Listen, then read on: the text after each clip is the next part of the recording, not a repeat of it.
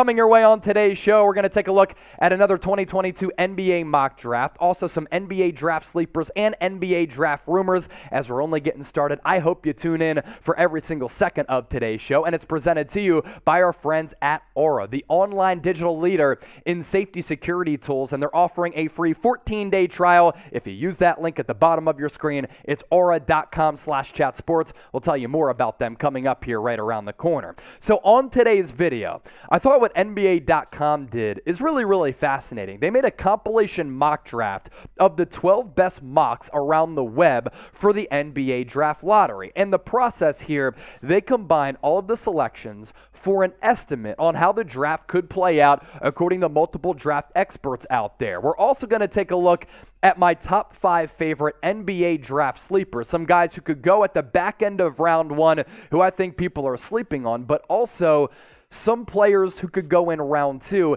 and impact teams in the immediacy of the moment right away as rookies. So we start off with this NBA.com draft roundup. And by the way, when you see figures here next to the player name, that's how many mocks have this player going in that designated selection. So the consensus right now is that Jabari Smith out of Auburn is going to go to the Orlando Magic with the #1 overall pick. And I happen to agree with it. Jabari Smith is my #1 player on my big board. He has length, he has athleticism. People rave about his really ability and his want to get better and work on his craft, and he has a three-point shot, and because of that length and bounce, he can get anywhere on the floor and score from all 3 levels. Last year with Auburn, he was downright fantastic, 17 points per game, more than 7 boards, 43% shooter, but the big one here, which translates to the NBA level and is valuable in today's basketball, 42% from downtown. At number 2, it's Chet Holmgren to the Oklahoma City Thunder. Now, Chet Holmgren, for me, I don't really like him as a prospect because of the body type, but I am intrigued by the game, and I think he's one of the more fascinating NBA draft evaluations that we've ever seen. Last year with Gonzaga, 14 points per game, nearly 10 rebounds, and I don't really have any concerns about him averaging close to a double-double. Physically, how's it going to hold up? Really good rim protector and shot blocker, as he has a knack for making big plays there. And we've seen throughout the NBA Finals how great Robert Williams has been as a rim protector and shot blocker, and the fact that he's been a game changer. Chet has a little bit of that to his game. He's also around a 40% shooter from deep and nearly 61% from the field. So I want to know this, and I want to hear from all of you in the comment section right now, because I know we have people tuned in from every pocket of America and all across the globe. Which player made you fall in love with the NBA? Drop me a name in the comment section right now. At number 3 to the Houston Rockets, according to a lot of mocks out there, the consensus is that Paolo Banchero out of Duke gonna go to Houston. As for number 4 overall to the Sacramento Kings, Jaden Ivey out of Purdue. He's one of my favorite players in this draft class. The jump that he made from 2 years ago to this year is really outstanding. I get shades of a less bouncy and less athletic Ja Morant, but this guy is fearless, and I love how his athleticism will then take him and allow him to be successful for a really long time, in my opinion, at the NBA level. But are the Sacramento Kings going to keep their pick at number 4, or are they going to trade out and wheel and deal? According to multiple reports out there, the Kings could look to trade out of the number 4 pick. There's also some rumblings that Sacramento could go star hunting to try to get back in the playoffs for the first time in about 2 decades and go after a player like James Harden. And if they offer Harden the bag, will he be tempted to go to a big market in Sacramento? At number 5 to the Detroit Pistons, it's Keegan Murray out of Iowa. He reminds me a lot of Al Horford because he makes winning impact plays and can basically shoot and score the basketball from everywhere. So really like him at number 5 to Detroit. But part of this NBA mock draft is the consensus that these players could go anywhere, and a lot of mocks have some of these players going one destination as well as another. So Keegan Murray, according to a lot of mocks, could be in play to the Indiana Pacers as well. A popular selection of the Portland Trail Blazers at number 7, another team that could back out of that 7th overall pick if they want to make a big splash for a player like Bradley Beal and or Zach LaVine. Those are the rumors out there. Benedict Mathurin out of Arizona, one of my favorite players in this draft class. Now, I've said that about a couple guys. Benedict Mathurin, for me, a top 5 guy in this draft class. 17 2.5 points per game last year with Arizona. I think he needs to tighten his handle a little bit, but the shooting stroke is really smooth. Knocked down about 45% of his field goal attempts, nearly 37% from three last year with Arizona. At number 8 to the New Orleans Pelicans, it's either going to be Johnny Davis out of Wisconsin or Benedict Mathurin, and I like both of the fits there to New Orleans, one of the best upstart teams at the NBA level. Jalen Duren going number 9 to the San Antonio Spurs. They could really use a young big man to build around. Duren could be that guy. Washington Wizards. I've seen Johnny Davis out of Wisconsin, the best scorer last year in college basketball, get mocked to Washington a lot. If they hold on to Bradley Beal, I think this pick makes a lot of sense because I think Johnny Davis can impact games right from the jump. Last year, he was great. 20 points per game with so much volume on the offensive end. Usage rate was out of this world. Very good rebounder. The shooting efficiency, a little bit of a concern for me. 43% from the deck, sub 31% from beyond the arc. Now, we're talking about a lot of these prospects, and I know a lot of you have favorites, right?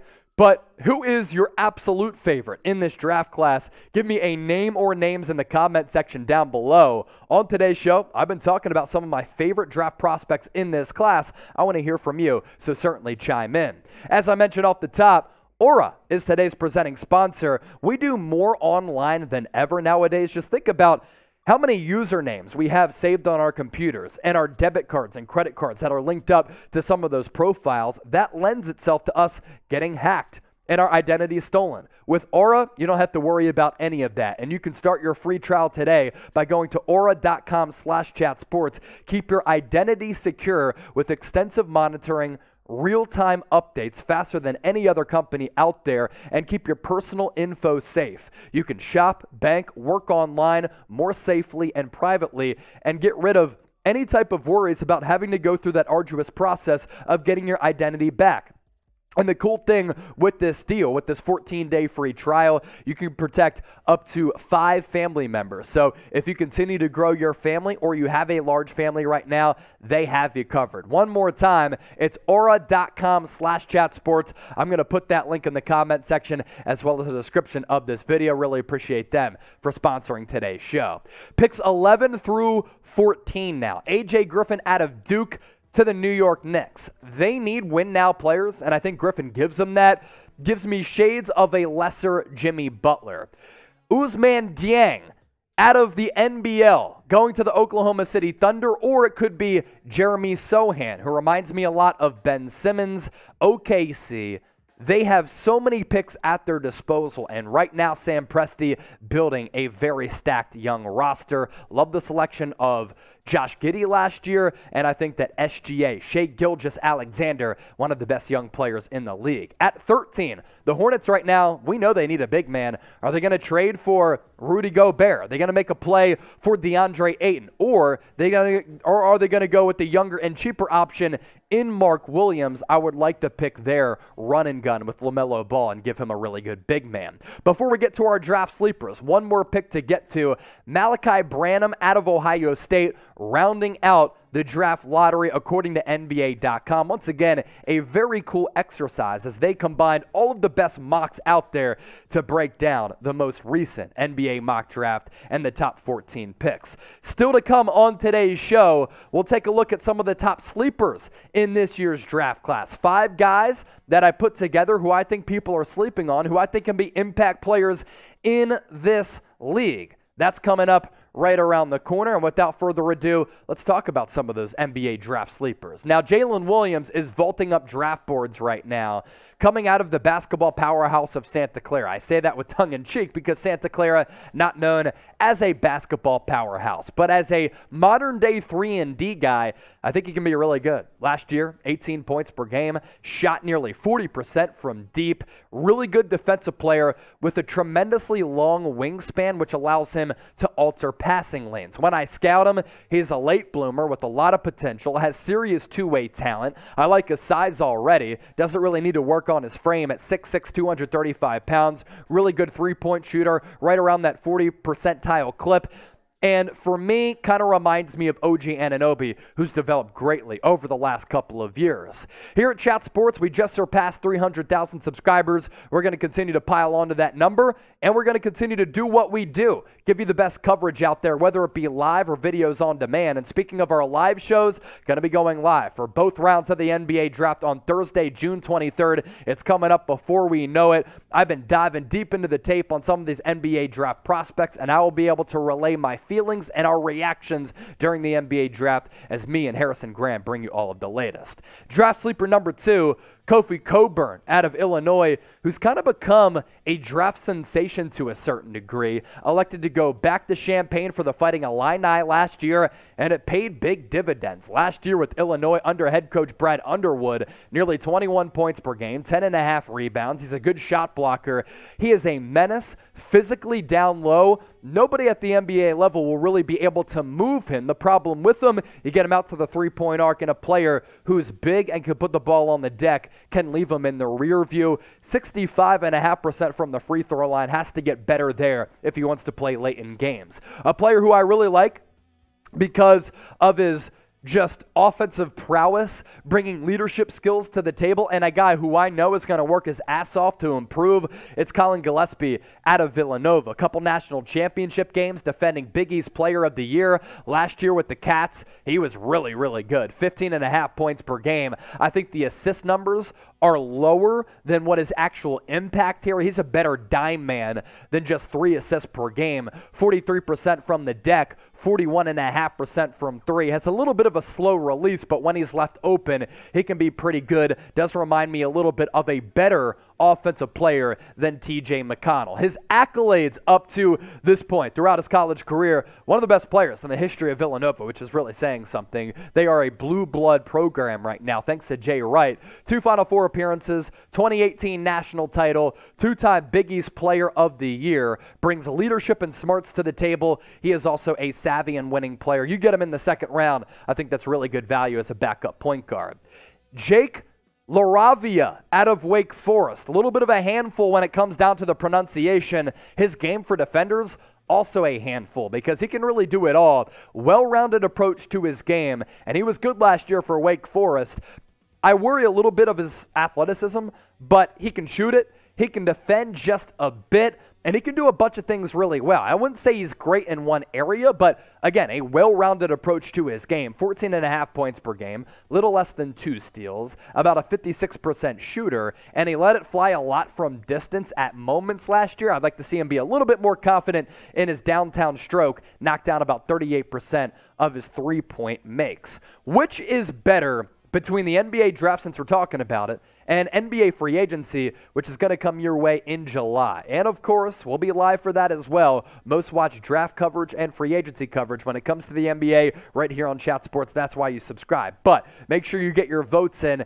D for the draft, FA for free agency. You let me know. Last NBA draft sleeper, it's Kai Sotto. Now, a lot of people have messaged me, and they've said and asked about Kai Sotto. And they're telling me, look, Chase, he's not going to get drafted. He's not that good. There's no way he's an NBA player. We're talking about a 20-year-old who's 7'2", who has a lot of ability. And even if he doesn't get drafted, and I would take a chance on him at 55-60, because think about it. If a player like Boban Marjanovic can play for you, if Taco Fall can play at the NBA level, so too can Kai Sotto. He's 7'2" at 20 years old. Nice touch around the rim. Pretty good shot blocker. 240 pounds. I think he needs to get a little bit stronger if he goes to the NBA, because he can certainly get overpowered down low by some more finesse big men. Good rim protection. Has that inside touch. Outside shooting potential, because he does have somewhat of a clean stroke. He doesn't shoot that many three-pointers. The problem with him and the downside, he's a little bit slow, especially in nowadays NBA where there are a lot of switches. Has to improve his footwork as well as his agility. But with the Adelaide 36ers in limited time, again, as a 20-year-old playing in one of the best international leagues, I think he's fared pretty well, and his highlight tape certainly does pop. the Filipino sensation, 7.5 points per game, nearly a block, but I think he can be a better blocker of the basketball once he gets consistent reps and time at the NBA level, and about 38.5% from three. Now, limited shot opportunities from deep, but if he grows his game out there, Kai Sotto, he can be a rotational player in this league. And if you get him as an undrafted free agent or at the back end of that second round, I am going to deem him a sleeper because I think he can be just that. The biggest question of the show, I want to hear from all of you right now. Will Kai Sotto get drafted? Y for yes, N for no. Embrace debate and get that comment section flowing.